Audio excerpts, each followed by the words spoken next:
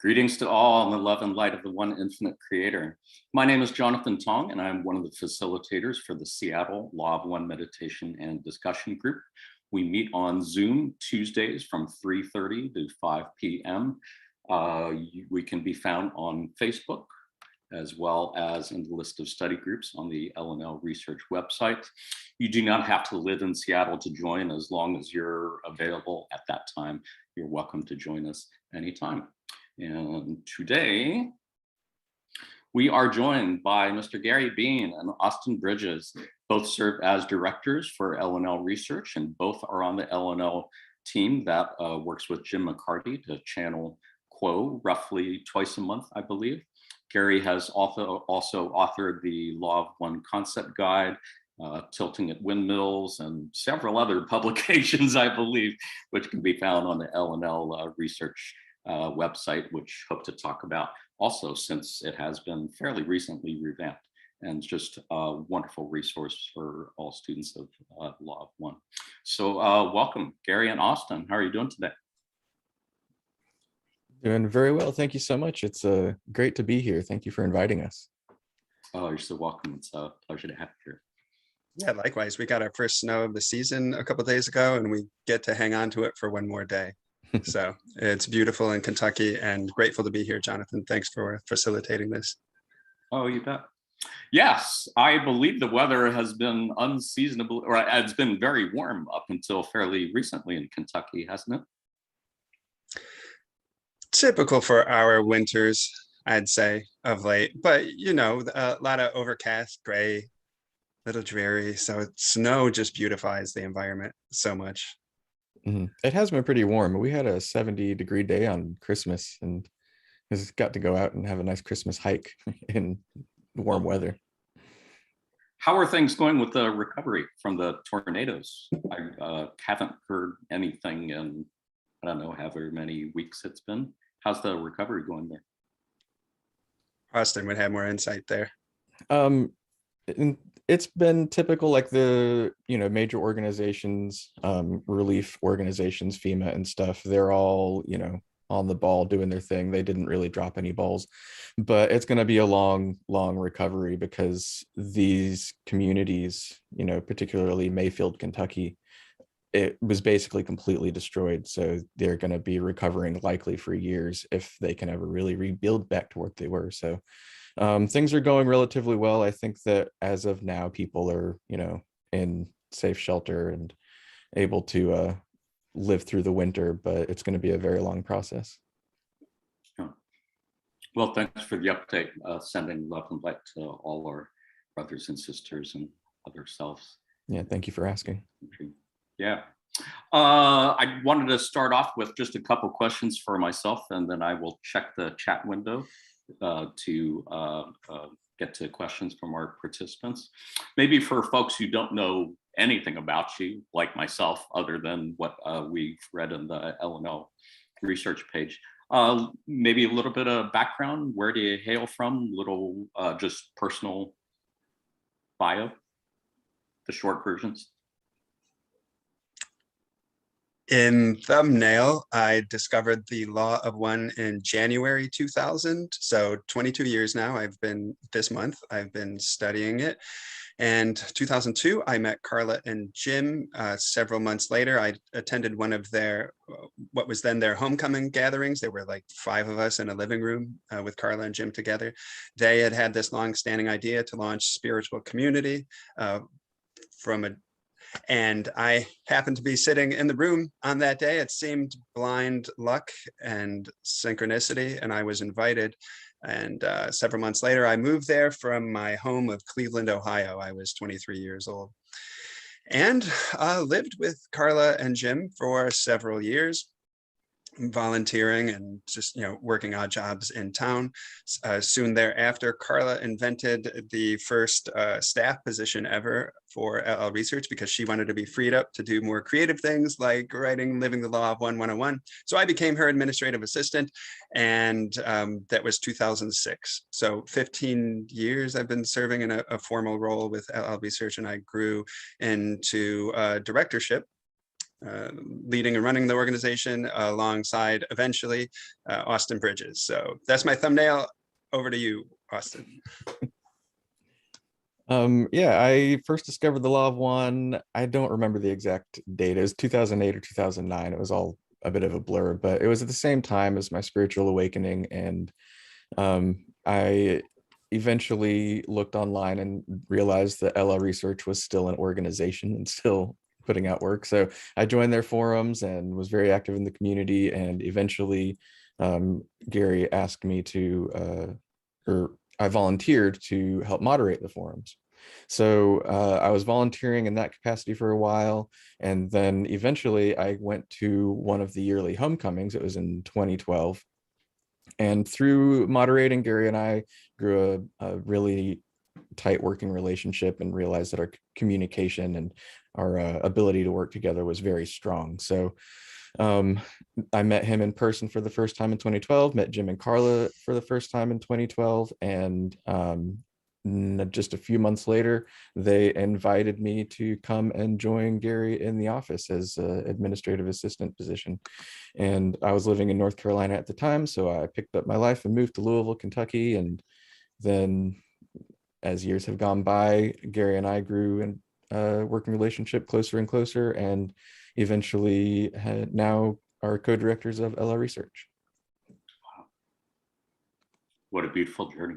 Yeah, thank you for sharing that. And thank you both so much for all you do and all you've done in service to others. It's just a tremendous gift to humanity and has helped us all here. And we would love to get to know you a little bit better, both of you. I think that was part of the purpose for this Zoomcast.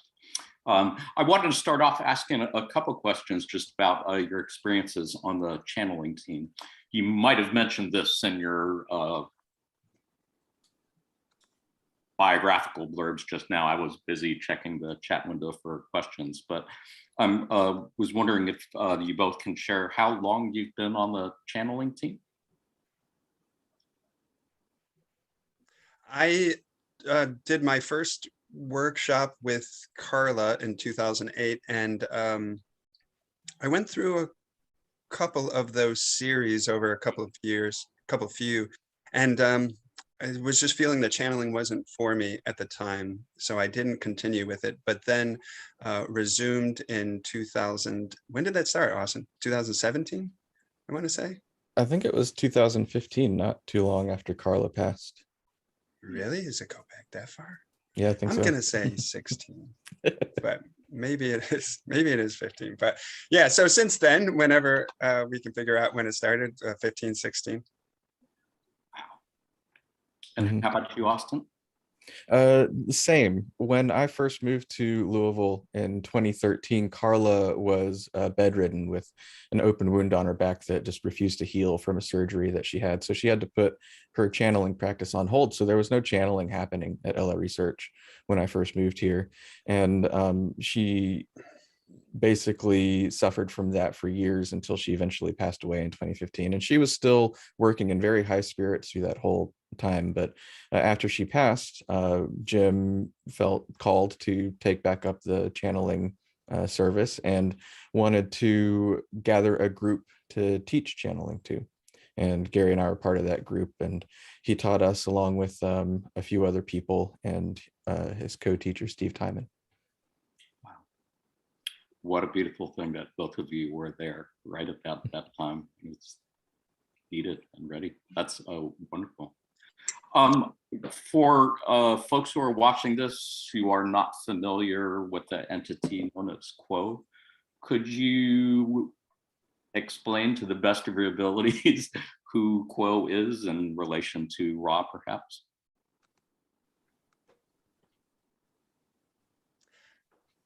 It's I don't want to like it's difficult to know who to speak first. I'll take this one. Quo appeared on the scene in 1986, 86, 87 for the first time through Carla, and eventually the group asked who they were, and Quo said, "We are a blending of 3 social memory complexes. And that includes Hatan of 4th density, Latwii of 5th density, and Ra of 6th density, with the middle of that group, Latwii, serving as the spokesperson. So you could ask what social memory complexes are, what the confederation of planets is, and so forth, but that's a short answer about who Quo is. And Quo has been the primary source since then, since about 87. Thanks. Did you have anything to add, Austin? Just a little tidbit that they said that it was a way for Ra to join in on the conscious channeling sessions, because there's a very distinct difference between what we call conscious channeling and the Ra contact, which was trance channeling.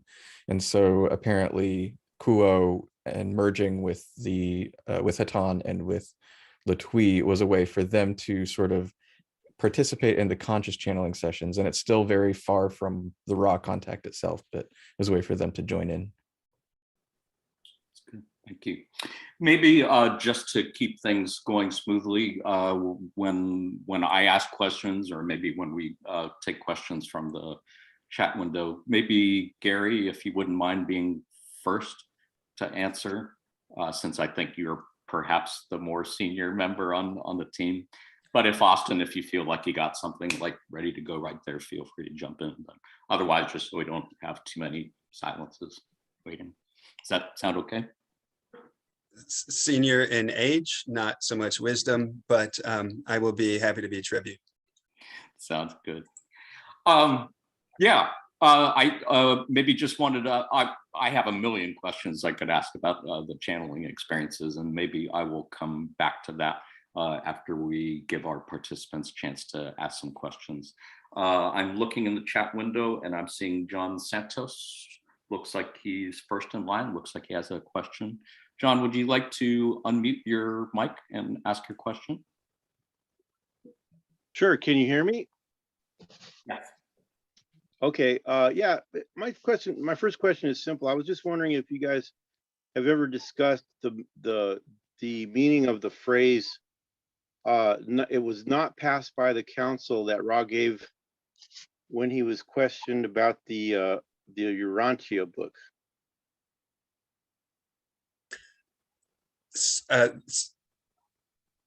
This is for those that are pretty easy for me to answer. I'm happy to go first. More difficult ones, I think I might just kick off to Austin. But this one happens to be an easy one.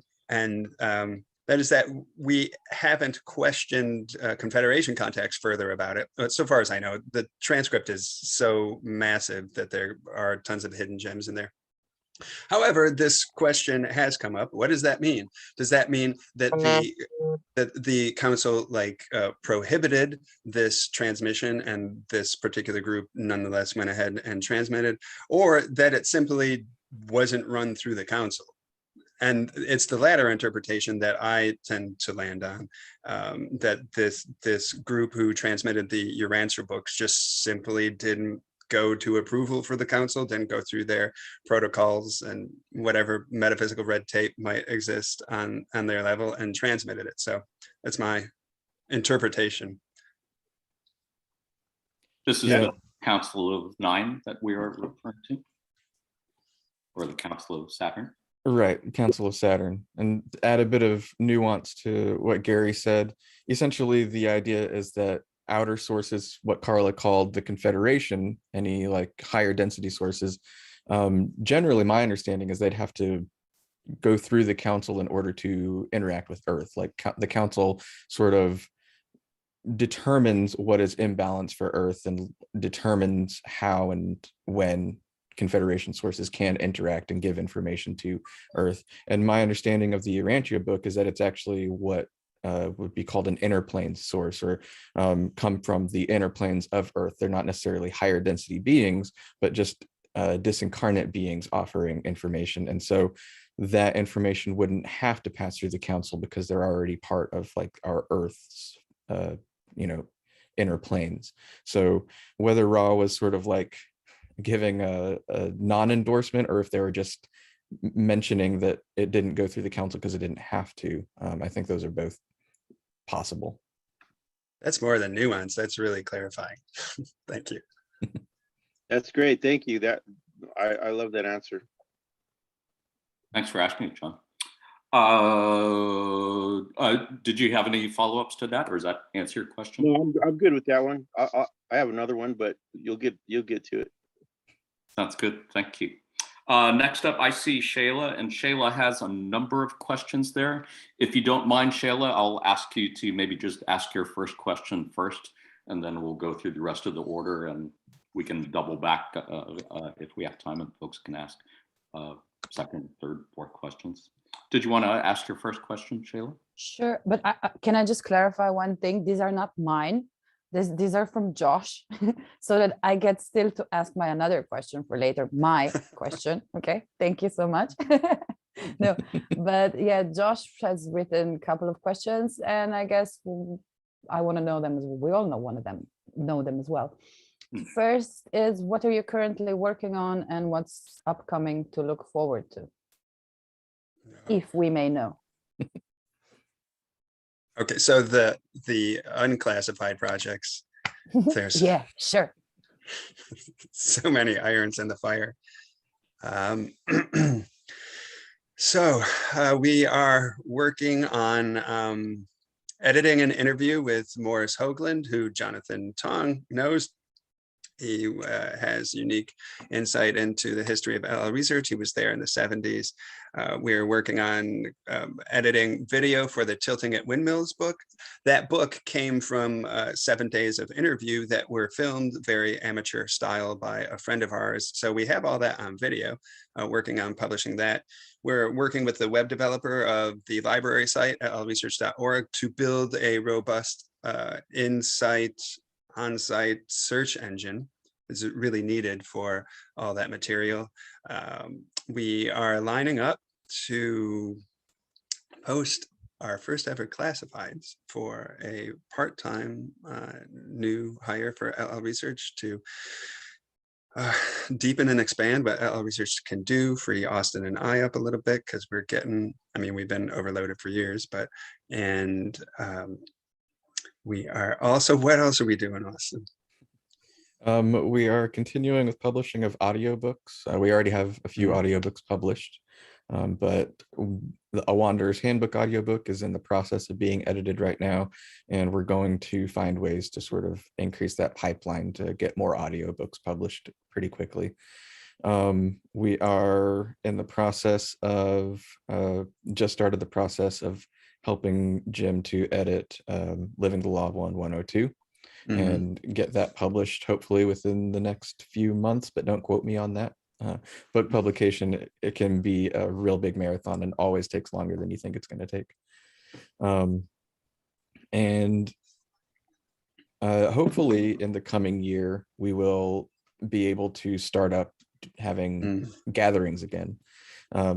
And they might be online gatherings. We experimented with an online gathering in 2020, and it went pretty well, but we've just been too busy to really explore it further. So in the coming year, we pray we can have in-person gatherings again, but at the very least, try to offer some online gatherings and workshops for people. And lots more. I'm sure we're forgetting most of what we're doing. That's so wonderful. And those are newer things. There's all sorts of ongoing things as well. Sorry to interrupt. No, I was just going to thank you for helping with the editing of the 102 and 103 books. It's such a joy, and really looking forward to that when things happen as they are meant to be in the due course of time. Were there other things you wanted to comment on, Gary? Some of the ongoing things? Ongoing, like we've discussed, we have the channeling circles. We meet twice per month. Thanks to people like Shayla and others around the world, we have a constant flow of translations. They just continue to grow. Probably in a given week, we're communicating with 10 different translators, and some are just powerhouses of translation. And it's really uplifting because it's one of the primary ways that LL Research is able to meet its mission, by making this material available to the interested seeker around the world. And actually, we're in talks with our partner in Germany, Johann Blumenthal, who runs Das Gesetz des Einen, which is German for a law of one, about launching a European printing center to print LL Research books in Europe in various languages. All of this material is primarily available for free on the website, of course, but there's the additional service of making printed books available for the reader who wants, physical copies. But those are two biggies among other services, including responding to seeker email. Every week, people write LL Research from around the world to share their stories, to ask questions about the material, and so forth. And we have the honor and sometimes the challenge of responding as open-heartedly and with arms as wide open as we can. About how many emails do you get a day, a week?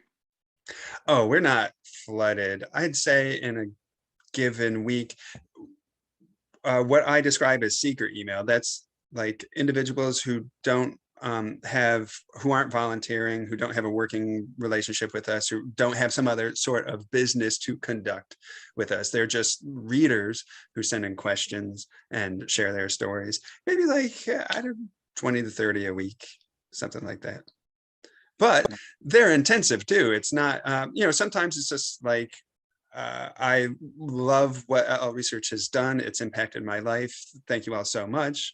And we gratefully receive that and say thank you. But a lot of times can be long, intensive stories, or they're mining the philosophical depths. So it takes some energy and time to give each one of those the proper attention.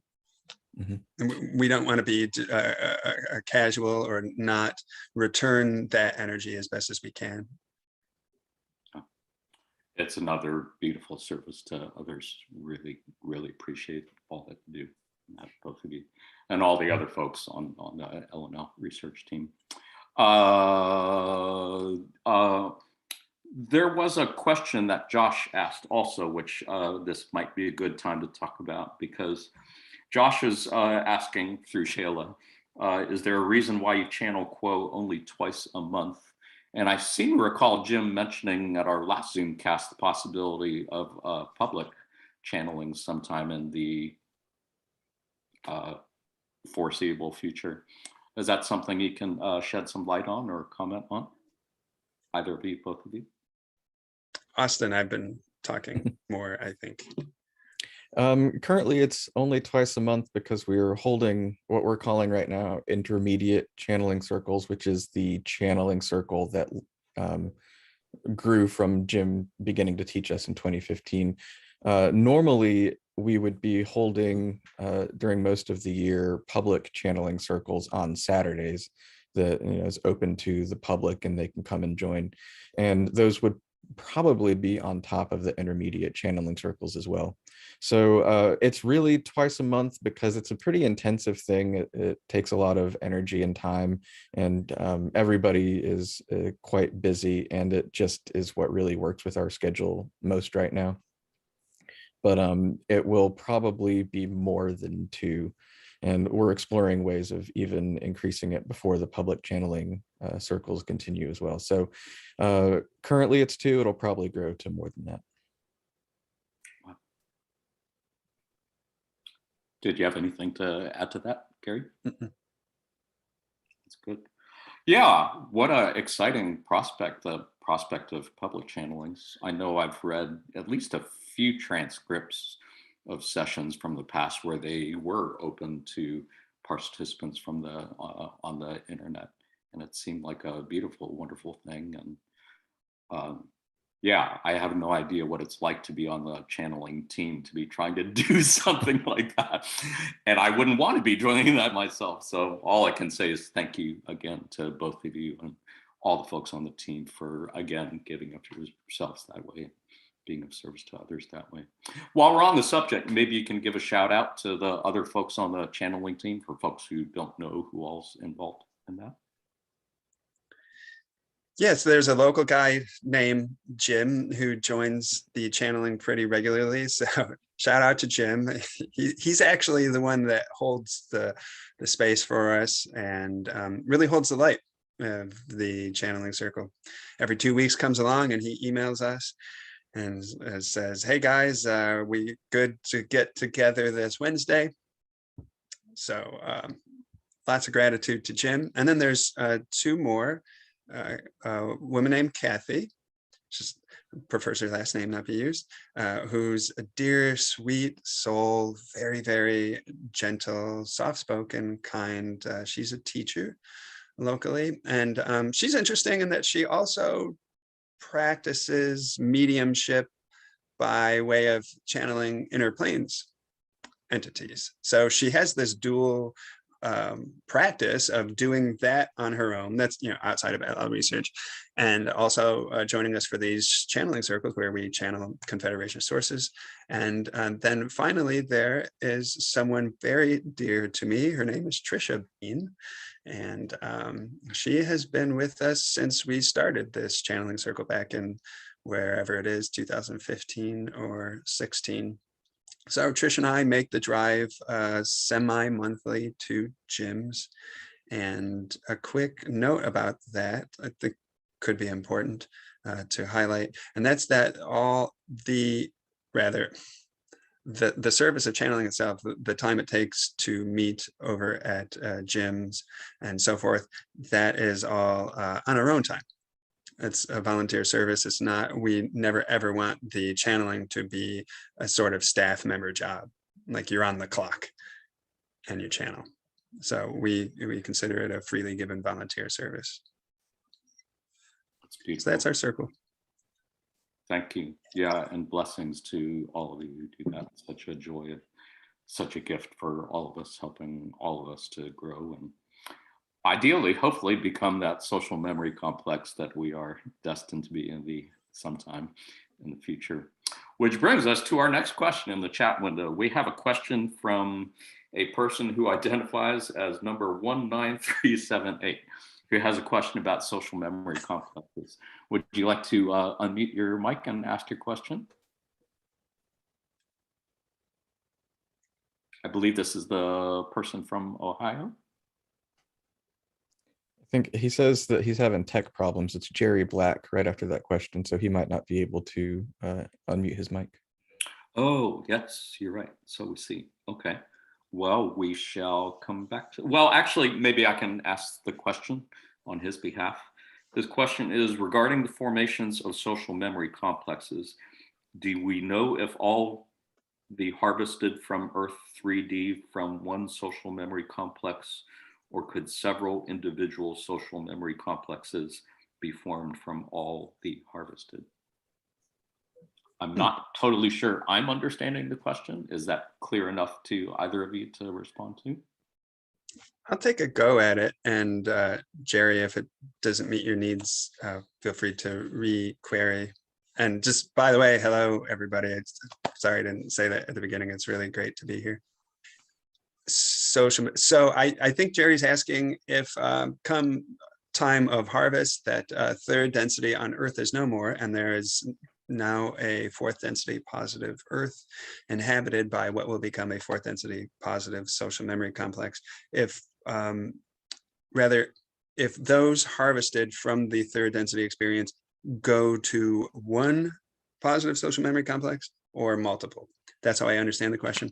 And to the best of my awareness, every entity who is a third density native on this planet who harvests positively will proceed to the positive fourth density social memory complex. Austin, is that pretty much your understanding?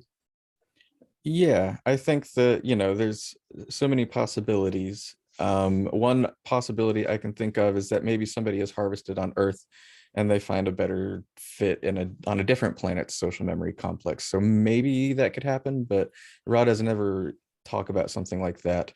My understanding of the social memory complex, and this is sort of my own interpretation, so take it with a little grain of salt, is that the planet itself and the planetary mind is an integral part of that social memory complex. And so for there to be multiple social memory complexes on a single planet, I don't think that gels with my understanding of a social memory complex.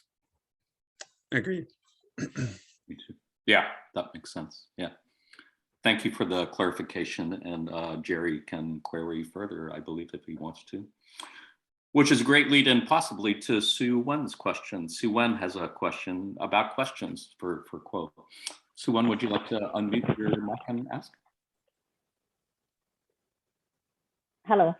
Hi. Sorry, I didn't expect me to ask. Get to ask. My question is, I'm sure there's an email to send the questions for the poll channeling. If you can point me to where that is. Also, is there a guideline for the questions we can ask? I do have a lot of questions. Some are more clarifying of interpretation of some raw material answers, but I also feel some of the questions, the answer may be controversial. So I just wondering if you guys have a guideline to say what type of question is to ask. I know we shouldn't ask any question that will violate any free will. Thank you. Yeah, thanks, Sue. I will take the logistical half of that question and then bounce it over to Austin on the guidelines part of it. And yes, anybody is welcome to send a question to contact@llresearch.org. You don't need to memorize it or write it down. It's the main contact address visible on the website, llresearch.org. That said, I will caveat that by saying when receiving questions from readers, clarify that there is no guarantee when or if the question can be asked. There's multiple reasons for that. One, say at our current rate of 2 channelings per month, if we never asked one of our own questions, we could ask 72 questions in a year. So just numerically, it's impossible that we'll be able to meet every reader's need. And then there's a high variability in the quality of the questions and the suitability of the questions. And so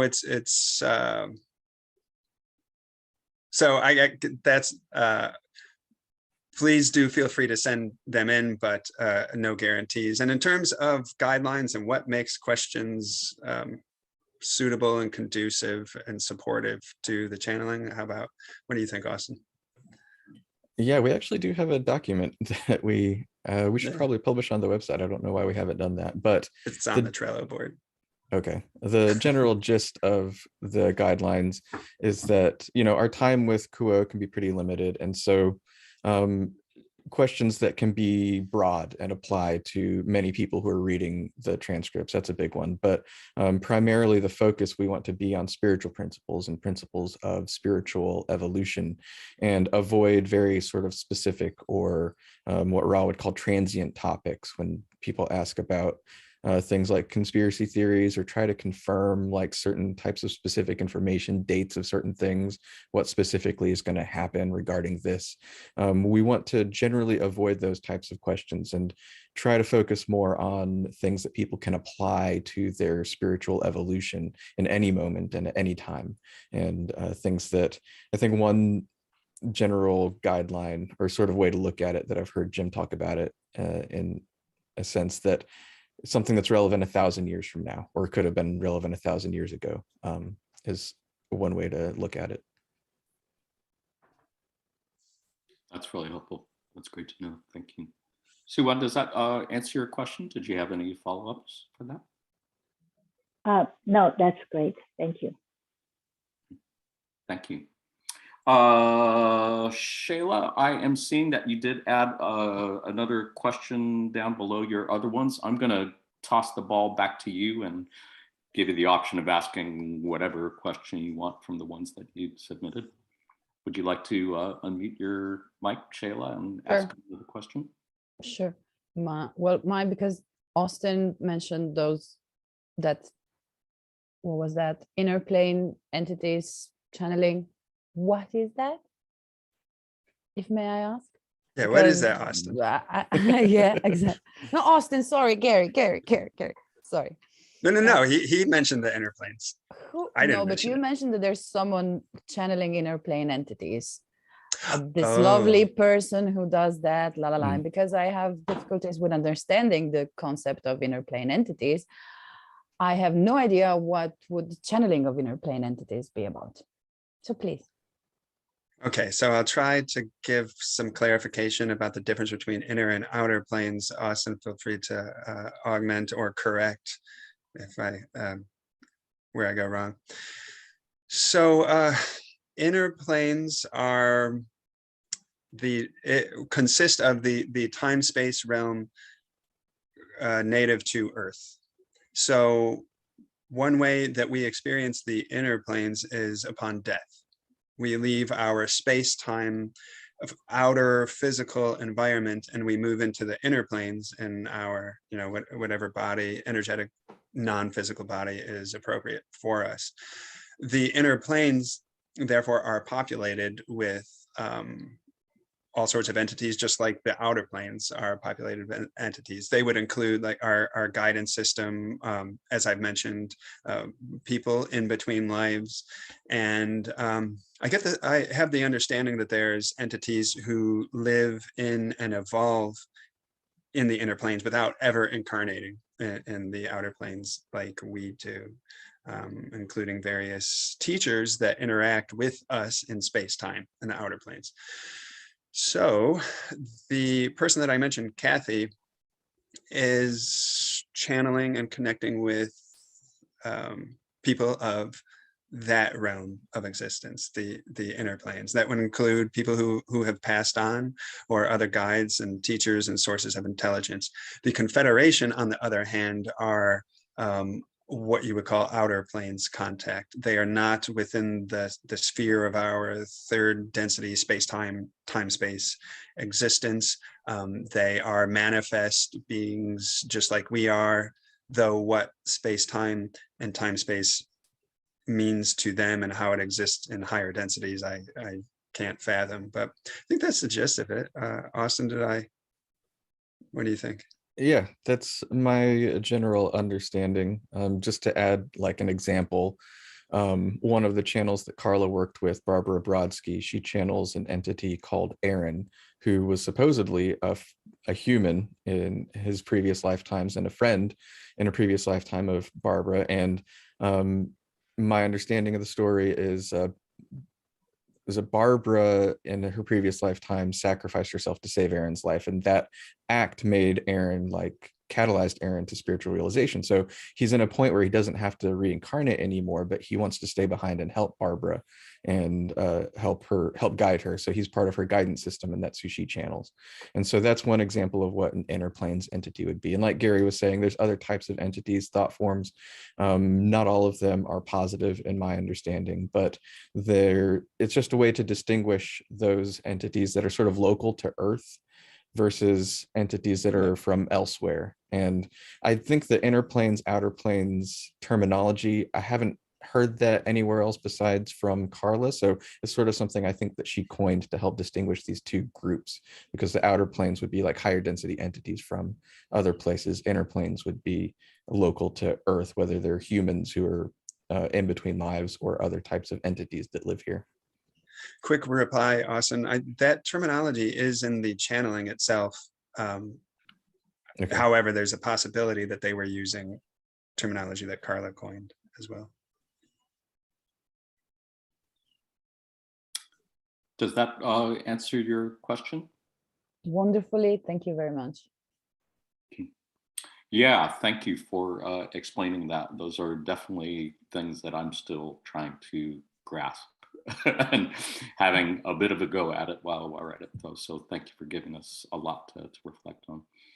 I am looking back, and I'm seeing John Santos. You did have a question a while back.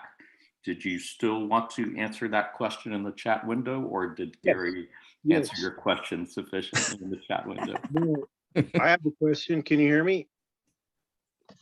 Okay. this is this is perhaps a transient subject, but I ask it sort of out of fun, maybe.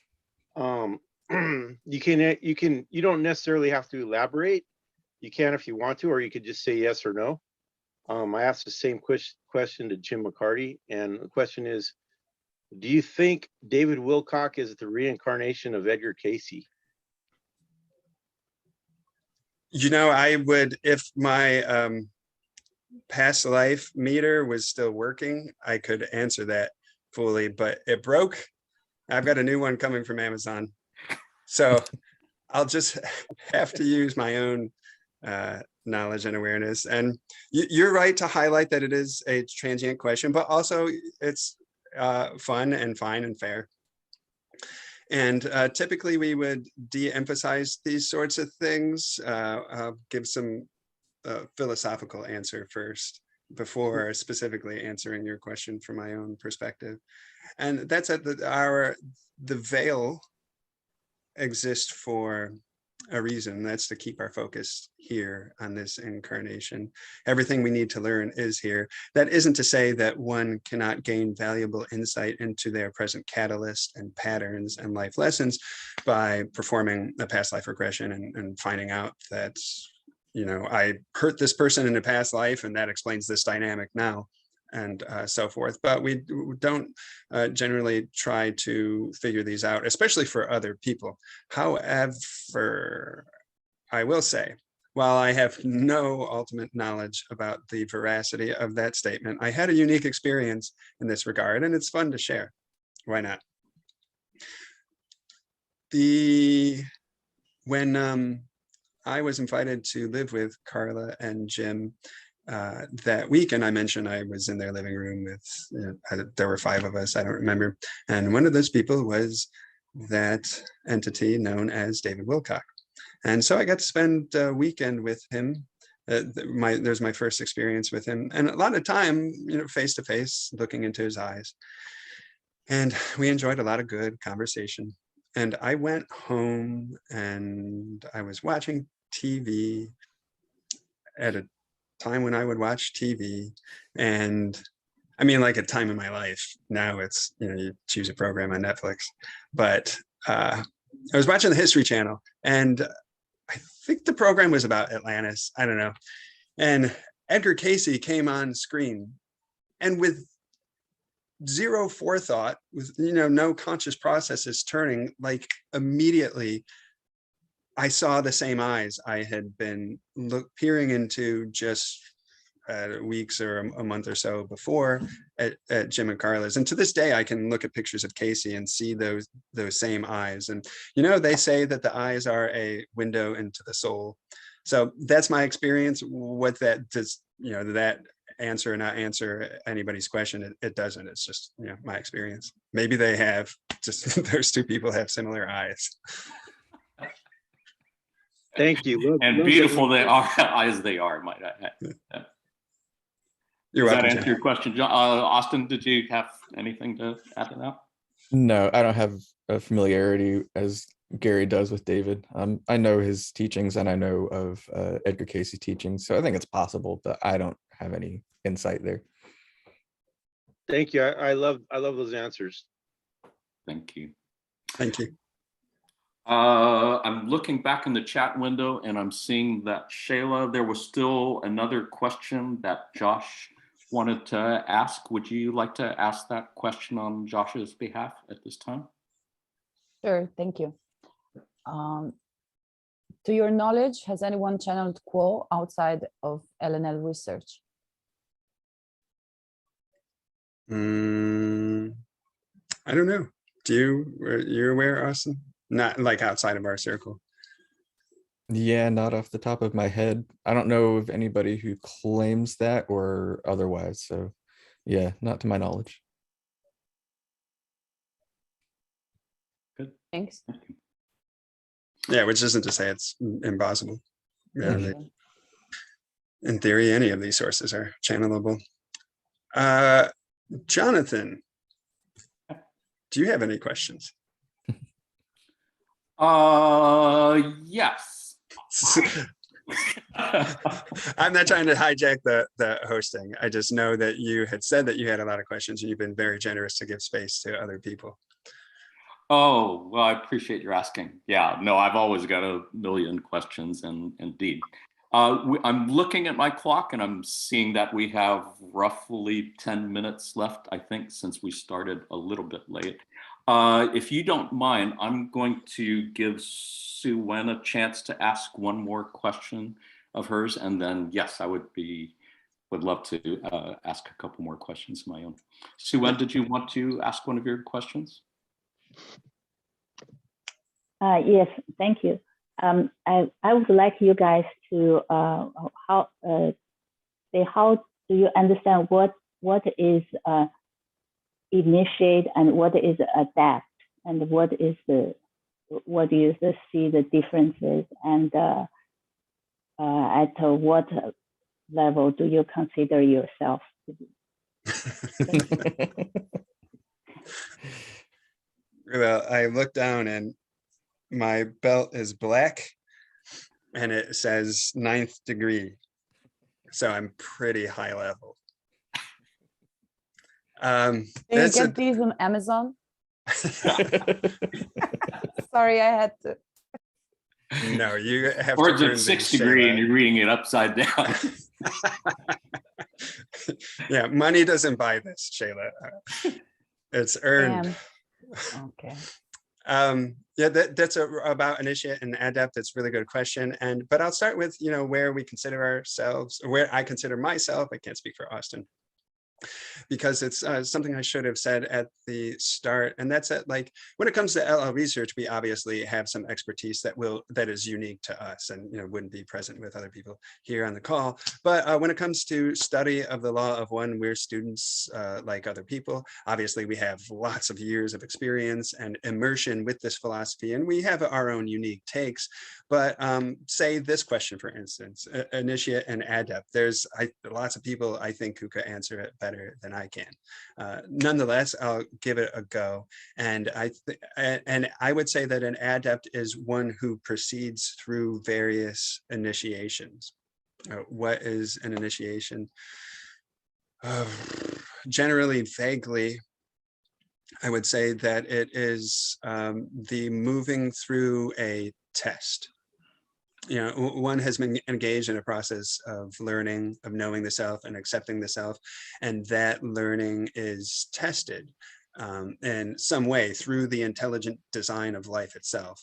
I know there are magical orders, of course, who construct certain initiations whereby you go through these rituals, and then upon completion, you are an initiate, or you are initiated into the order. But even without the aid of a organized order or a group, life itself will create initiations for us in response to our inner light and the exercise of our will and faith. So back to this concept of testing, that which is learned will be tested, and to see or determine that the lesson has indeed been learned and crystallized. And upon testing, the entity, shall I say, moves upward into a higher level, activating of a higher chakra, into a broader understanding or a deeper awareness of the self. And in this crossing of this threshold from the old to the new, there's a releasing of the old, a releasing of the shell or the facade of that former aspect of identity as the entity progresses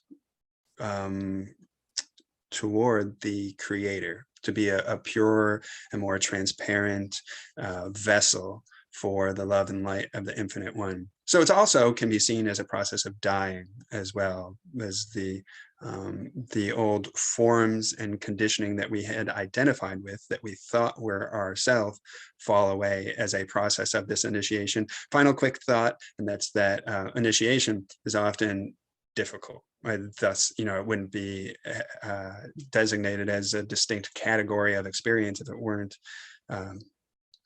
didn't have some qualities about it that were unique, and then can include crisis and the facing of death in some way, ego death that is, and precipitate transformation. And where I am, I'm a humble seeker stumbling his way through the dark with his own candlelight. Sorry, that was longish. Austin, what do you think? I thought that was an excellent answer, Gary. And I don't have anything more enlightening to say, but I would add my own sort of definitions. I think everybody's definition is going to be a little bit unique. And Gary talked about the process of becoming an adept or going through initiation as sort of a death and rebirth. And I think we obviously, anybody on the spiritual path, we're doing that all the time anyways. Any moment can be a death and rebirth. Every breath, every day, every changing of the season is a death and a rebirth. And so I think we are constantly being initiated, and sometimes their initiations are much larger and much more significant. The dark night of the soul that we might go through just a few times in the lifetime. And I think that anybody who goes through those initiations and discovers the open heart, that would be what I think Sue Wen would describe as the initiate, like first opening the heart and discovering that there is a path to walk, there is a choice to make, and that we can begin to refine these choices. And then at a certain point, as that opens up what Ra, I think, would call the higher work, or working with the higher energy centers with our blue ray and our indigo ray, once we reach a certain point that is like at a certain level of dedication and single pointed focus and ability to tap those energy centers, and particularly an ability to work with our unconscious mind in a very constant and deliberate way, I think that is sort of what I would consider to be an adept. And, Gary and I, in our channeling circles, that's technically white magical work. So we do perform some white magic in that sense. But I personally wouldn't consider myself to be an adept necessarily. There are lots of things about the mundane world that I still really enjoy. And I can't say that I have the type of focus that I would consider an adept to have. I would think an adept would be very, very focused on their path, and very little would distract them from that. And it would be just a almost single pointed dedication to that path. Beautiful. Thank you. Thank you. I just want to follow up a little. So I'm asking these words especially because they're used by Ra. So another one is a neophyte. Is that between adept and initiate, or is that someone haven't before adept?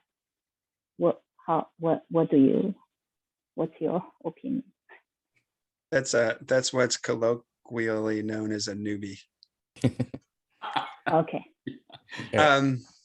Yeah, it would be someone uninitiated, untrained, new, unexperienced. But I would presume that the term has a connotation that there is a desire to learn and to progress. Like, it's not that we're living on a planet with 7 billion neophytes per se, because most people aren't particularly consciously, at least, interested in the spiritual path. It's a beginner would be a good synonym, I think. Yeah, between those three terms, you're saying the initiate, the neophyte, and the adept. I don't think Ra ever gives any specific clear delineation between a neophyte and an initiate. And I would sort of put those two in the same category. Neophyte and initiate are both people sort of just beginning the path, untrained, but realizing there's a path to walk. Beautiful. Okay, thank you. Thank you. Great questions, and thank you for your responses, both of you. I'm looking at our clock and seeing I don't even remember what time that we started, but I think we're getting near the end of our hour. If you don't mind, I had one last question to ask the both of you, and it's a pretty broad question that you can answer however you see fit. And I guess before I ask that, I should probably remember to say thank you to both of you for joining us. I don't know how many interviews like this you've done before, but so many. Well, I appreciate this is probably something that if it was me would certainly be pushing me outside my comfort zone. And I appreciate both of you being willing to field questions like this. I guess my last question was simply, how has the law of one changed your life as you look at your spiritual journey since you began your awakening, and how has the law of one brought you to where you are now in your spiritual journeys? Is that something you can share with us as we bring this time to a close? It's a big and personal question, and it's one that I love hearing everybody answer who has resonance with this philosophy. And thank you for the expression of your gratitude, Jonathan, and thank you for making the space for this. This is a first for me, this format, I think, and I am faking comfort pretty well, I would say. Give myself some cookies there. How has the law of one impacted me, and what are its ongoing effects? I could spend an hour talking about that question alone. I don't, the memory is still very vivid with me of that moment when I was following links online, like I said, January 2000, and I found Ra, session 1. And though at that point I had had little background in metaphysics or philosophy, really much of any education outside of just, what the mainstream imparts to one, still I knew on a level that has been, incontrovertible since, which isn't to say I'm dogmatic or fundamentalist about it, because I'm always open to higher understanding and higher evidence, and willing, I hope, to let go, but has nonetheless remained incontrovertible, the level of knowing that this is my home. This is my philosophical home. This is who I am.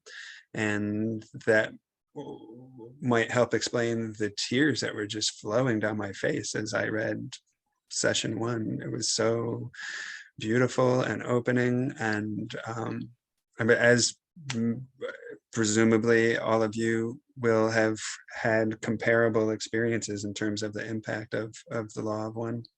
It brings you home. And I, like many people report when encountering the law of one, I was voracious. I couldn't stop consuming it, read it all, and fell in love so much. And it has since formed the framework and the foundation of my understanding of reality itself. Really, it can't be overestimated, its impact. My very understanding about who I am, about what I'm doing here, about where I'm headed, where we're headed, what the purpose of existence is, the faith in love being our salvation and the point and function of this density, and the possibilities of healing and transformation that it opens. It just our minds are still so very much, even after encountering the law of one, so very much hardwired in the limitations of the matrix, so to speak, of third density consensus reality. Rightfully so. We're not meant to just leap off the top of buildings thinking that we can fly, because it's gravity and space and time are an illusion. But nonetheless, the law of one shows, or rather reveals, the possibilities of transcendence of all of those boundaries of the illusion, and transcendence for a purpose, not to become superhuman godlike, but to serve humbly, to help the planet heal, to heal the self, and to show the way for others, not by any particular doing, not by anything you say, not by being cool, but by being who you are most authentically, truly. I don't know, I'm sorry, I could riff for a long time. I love it. Obviously, it's centrally important to me. My mind now is wired to think in these terms: third density, fourth density, mind, body, spirit complex, and so forth. It's been a guiding light. And final thought, as I mentioned, 22 years now, I have not only been studying it, reading it in my free time, but obviously my association with research puts me in contact with the philosophy every day, and in conversation and dialogue with other people, bringing insight to it in their own study and their own exemplification of the law of one. And still, I have not found a bottom to its riches. It is inexhaustible. And like so many people report, you pick up the books and you read something and you're like, I swear that wasn't there before. I never saw that before. It still happens to Jim. And he's the human who has been reading it the longest on the planet, 40 years, 41 coming January 15. So just an endless resource. That's it for me, sorry. Beautiful. Thank you so much for sharing that. I think much of what you said resonates with all of us on a deep heart level. Thank you. Is there anything you wanted to share, Austin, along the lines of your own spiritual journey? Yeah, thank you for sharing that, Gary. And thank you for the question, Jonathan. In terms of how the law of one has changed my life, before I found the law of one, I had no spiritual perspective. It was integral to my own spiritual awakening. And the world is pretty bleak when you don't have a spiritual perspective. I kind of viewed myself as a victim of life. I had a relatively privileged life. I didn't suffer that much in a practical sense, but everything just happened to me, and I just felt like I had no agency in my time here on Earth. And I think that is probably one of the most central things that the law of one offered me, particularly just framing it in terms of the term catalyst. So, Ra spells out that there is a purpose here. We are doing something in life. We are reincarnating, and there's sort of this process and destination in mind. And the things that we experience in life are part of that process and are intended to help us engage in that process. And our challenges, the things that cause us to suffer or be joyful in life, are all catalysts to help continue us on this path, to help push us along this path, and for us to learn from and grow deeper and deeper into a relationship with ourselves and with the world around us. So that is like the central thing that really transformed my life, is going from things are happening to me, I have no control, everything is just horrible, why am I suffering, why is this happening, to being able to engage with the things that are happening to me and realize that they have a purpose. And then, just the general central message of love that Ra drives home. I think most positive seekers, most people who find the law of one, they've had an intuitive sense for their entire life that love is central to whatever we're doing here, but we don't really have a context for it. And then for Ra to talk about how it's not only just a vague concept that we feel, but it's a central aspect of the cosmology, and it's a beacon from the creator drawing us home, that it's something that we engage with in a really deep sense, and that sort of brings us closer and closer to like the heart of the universe itself. That is a totally different perspective of love than I ever had, and helped me engage with life in a completely new way. So, the effects of those things sort of just resonate throughout your entire life once you start really engaging with them. And it was a complete transformation for me. I think most people who know me after I discovered the law of one would be pretty shocked to see who I was before I found the law of one, because it was a complete transformation. It's beautiful. That was excellent. Thank you, Austin. Jonathan, can I ask a favor before you reply? Sure. If we have time, can you share the impact of the law of one on you? Same question back to you. Well, thank you everybody for joining us today. It's really wonderful, but I believe we're about out of time. Don't let him go. No, that's very considerate of you to ask. I think I did want to say, as far as what Austin said, I really wanted to thank you for sharing that, because I think there are so many people in this world who are coming from where you were at. And maybe if they're watching this or they hear this, that might be a catalyst for their own awakening and to see another way of looking at the world and reality as well. And yeah, I appreciate that. Thank you. You know, as far as my own thing, I'm fairly recent to this myself. I only discovered the Law of One maybe a couple of years ago, and that was from reading David Wilcock books. So I always have to laugh when I say that, and yeah, so there you go. You're a neophyte. I am totally a newbie, yeah, for sure. But yeah, I think probably the short answer is it's just helped me make sense out of the world. Kind of like what Austin was saying, the world, especially right now in the last couple of years, thought I had a fairly good grasp on reality, but boy, things just seemed really crazy and wacky. And without the Law of One, yeah, nothing really seems to make sense anymore. But looking at the world and the reality through the lens of Law of One, seems like everything kind of makes sense and in the best way possible. So that would probably be the short answer to the question. And I appreciate your asking. Thank you. We are about out of time, and I did want to ask Gary and Austin one more time. Was there anything you wanted to say in closing before we say goodbye for now? For me, just thank you so much for inviting us, and thank you for all the great questions. It's a joy to be able to join with everybody. And of course, always close off with, you can find everything at llresearch.org. Everything we do, we share for free, and you can engage with us that way. Newsletters to sign up for and stuff like that. So deep appreciation for you, Jonathan, and everybody here.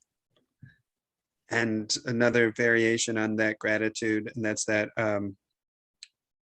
despite our immersion in the Law of One and our roles in LL Research, we still live in this world and are greatly impacted by it, and have shared the confusion that you described, Jonathan, experiencing the past 2 years, and the coming apart of society in various ways. And what helps to give me hope and inspiration isn't just the perspective of the Law of One, though it begins there, but it's seeing other lights around the world, such as those present on this call. We are lucky enough that we get emails and events and other ways we cross paths with people, and it gives us the best cross section of humanity. And we know that the news isn't reporting the birth of a new world, but your eyes and your stories are. So thank you all for, as weird as it sounds, being on this planet at this time. So, and thank you to you, Jonathan, for having Austin and I here to initiate us into a new level of sharing. It's been an honor and a joy and a privilege, and who knows, maybe not the last time we do this. Otherwise, for now, thank you so much, Gary and Austin, both for sharing your time and your presence here with all of us, and for all you do, continue to do in service to others. Blessings to you, to all our brothers and sisters at LNL Research. Blessings to all who are joining us on the Zoom cast, and to all who are watching this. Until next time, Adonai, Namaste. Adonai. Thank you.